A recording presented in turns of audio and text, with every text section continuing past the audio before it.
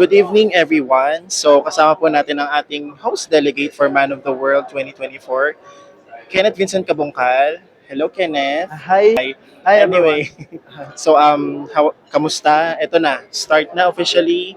Anong nararamdaman mo? I'm very happy po. I'm very excited for this moment. Ito na Pilipinas. This is the day that we've been waiting for. And I hope that you still continue to support me on this journey because I want this journey that we all win and we all will we all raise our flag together on this journey. Okay, so on a scale of 1 to 10, gaano ka ka-prepare? 10 po. It's Bakit? been 9 months now since I'm preparing for this.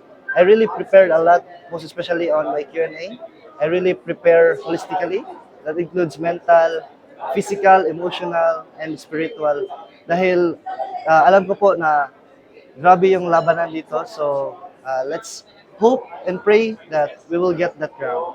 Okay, so out of all ng mga sa preparations mo, alin din yung mas pinaka nahirapan ka? Actually, there's a lot, pero I think that's financial po.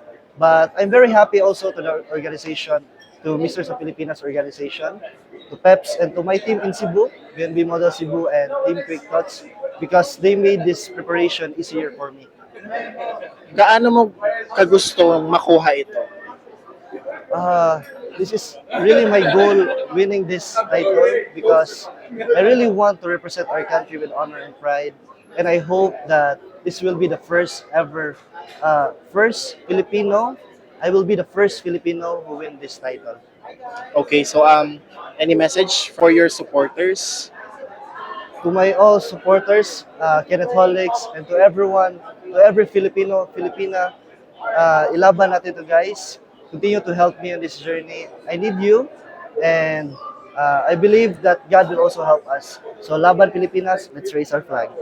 Okay, so good luck, Kenneth, and Thank you, sir. we're hoping na makuha mo ang kauna-unang Man of the World title para sa Thank ating you po, Sir bansa. John Ray. Okay, so God once bless again, you. guys, Kenneth Vincent Kabungkal, our representative for Man of the World 2024.